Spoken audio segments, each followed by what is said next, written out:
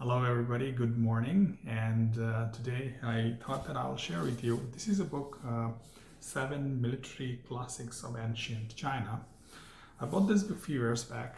I really loved it when I read that for the first time. It was thought-provoking. I am by no means a military tactician, but however, the way I have actually used some of the tactics mentioned here for my own understanding of the politics when it comes to in an office setting or a work setting. And it's more about understanding my own weaknesses, and so that I can at least survive. So I'm going to share with you a few of those tactics today that you may want to take note as you manage or as you are part of a project team as to how to survive the surroundings and the politics that's out there that surrounds you. So let's start. So, as the book name suggests, it is like 7 military classics. I'll not go through in these videos all 7. I'll not even be able to go through one fully, but I will try to go through The Art of War by Sun Tzu, and it's a very interesting one. I will share with you very specific topics from that book. I will focus on how to ensure what are the necessities for victory, and I will also talk about how you can fall victim to dangerous situation, and also share with you 3-4 specific lines that I really enjoyed. And what I will do in my video after this talk is I'll take you through my PowerPoint. I just developed a PowerPoint. I have these sentences or lines captured in the PowerPoint in black ink, and in red ink basically I provided you my thought, and I will talk through and verbalize some of my thoughts as to how this can be applied to survive in very complicated and complex work situations. So let's start.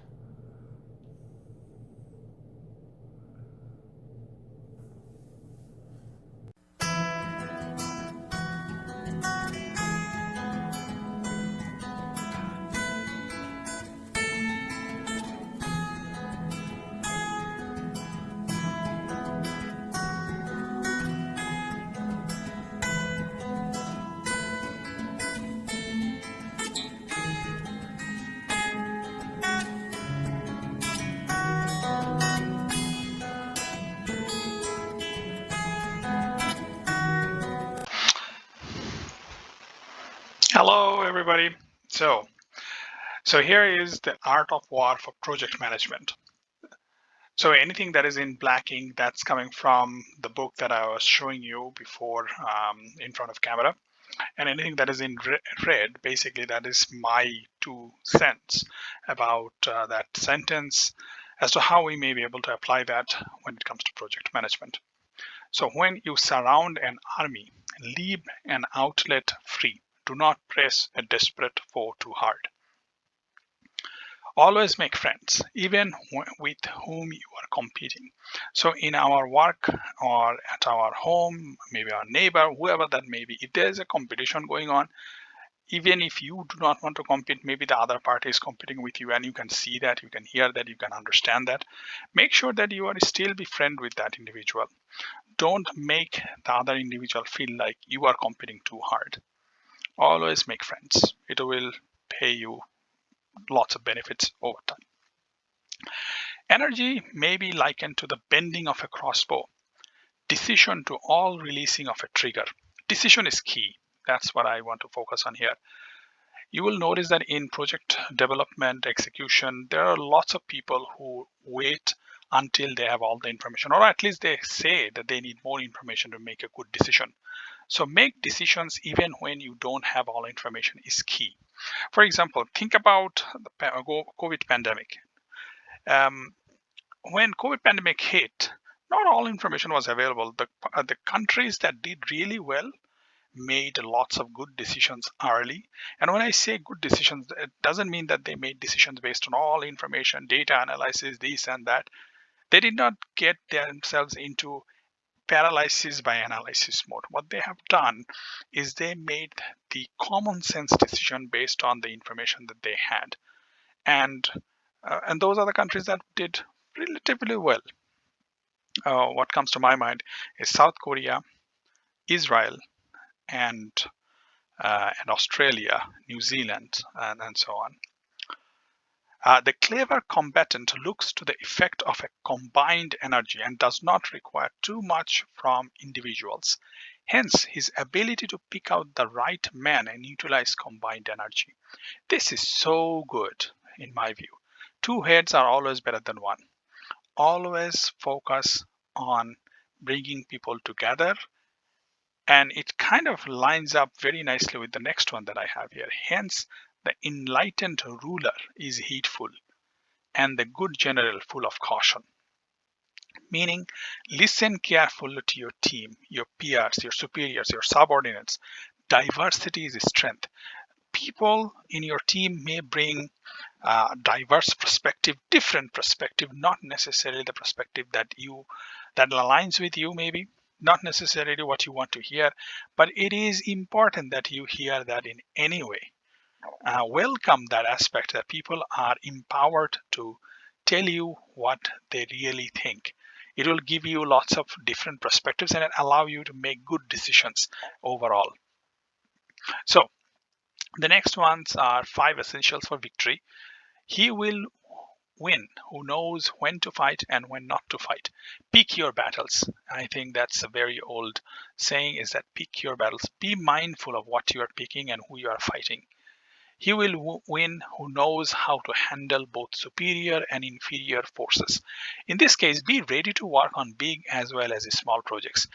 Be ready to work on at different roles. It doesn't need to be you're a project manager. It can be a mechanical engineer, civil engineer. Maybe obviously you may not become a civil engineer overnight from a mechanical engineer, but you get the point. You can be a discipline engineer. You can be a project controls individual. You can be a project management person. You can be a risk engineer. You can be many things, but be ready to step in to different roles. Be ready to step in for a small $100,000 initiative, $1 million initiative, $100 million initiative, or maybe $10 billion initiative, or what have you in between. So be ready. Be ready to adapt. He will win whose army is animated by the same spirit throughout all its ranks. It's important that people are motivated. So make sure your project team is motivated at heart. It's not easy to do, but you need to understand their motivation and need to make sure that not only your foreman, or let's say your supervisor or construction supervisor is motivated. You need to have people who are more or less motivated at different levels of your team. Only then you will you will achieve the result that you are looking for. He will win who prepared himself, waits to take the enemy unprepared. The way I see it is that put the time in to prepare. There is no shortcut to preparation. You have to have that time, you have to put in that effort, you have to go through the painful process. There's no shortcut. Make sure you are prepared, you are well prepared. Many people focus on intelligence. I personally don't think intelligence is this most important thing. Those who focuses more on intelligence will not survive too long. It's the effort, it's the time that you are putting in, it counts a lot as well. It's the grinding of is the grit factor that's important, because there's a book called Grit. You may want to read that from Angela Duckworth, and it's a pretty nice, interesting culmination of research, and that where she talks about the fact that those who actually survive and succeed, they are actually people who actually demonstrates this factor grit, this behavior grit, that they will not give up, they persevere on the face of even when they face disastrous situation in front of them. Anyway, he will win who has military capacity and is not interfered with by the sovereign. You know, avoid micromanaging your team. Let's say you are the sponsor. You give your project manager the resource, the tools that he or she needs, and leave that individual alone. Leave that team alone. Let them do their job. Same thing. If you are a project manager, you are an engineer, you are leading a team, you're facilitating a project, make sure that your team understands the goal, your team understands how to reach the goal, and you provide them the tools that they need for the most part. But stay away as much as possible. Don't get in their way.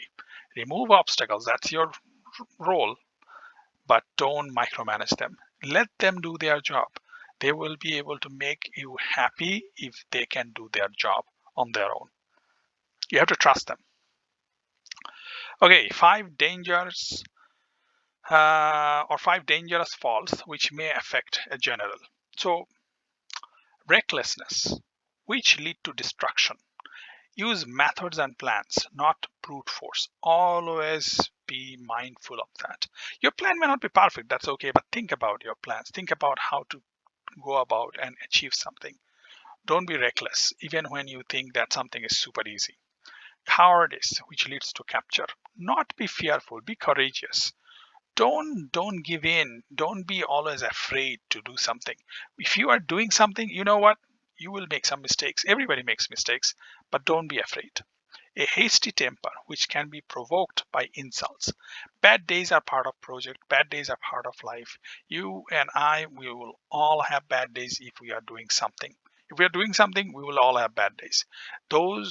It's like there's no risk if you don't have a business. You don't need to take any risk if you are sitting at home and do nothing. But when you come out from your home, you will always have some risk that you have to deal with. You will always have some bad days. Don't get that bad days be taken over, take over you. That's important. A delicacy of honor which is sensitive to shame. Leave your ego at home. So it kind of connects with the last one, right? So if you are insulted, if you feel ashamed, you develop a thick skin, if you may, right? Like leave your ego at home. There will definitely be bad days. There will definitely be days when you will feel that you wish you were not there. However, you have to go through that. That's part of life. Over solicitude for his man, which exposes him to worry and trouble. Be ready to work with a new team, new group of people. Be open-minded. You will never and you will not be working with the same group or same people over and over time. The many people I have noticed feels comfortable to work with the same group of people, but be mindful of the fact that everybody brings their own skill set, and you have to use those skill set carefully. So be ready to work with other group of people. There is always something with different people, different individuals, different groups. So be ready to work with different maybe consultant. Be ready to work with different contractor groups. Be ready to work with different project teams. It doesn't need to be one all the time. I think if you have only one person, you may be missing out. Maybe missing out. There are other things that is also good with so many other groups, right? Or so many other people.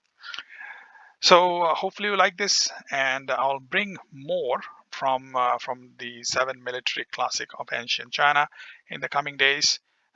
And like and subscribe. See you soon.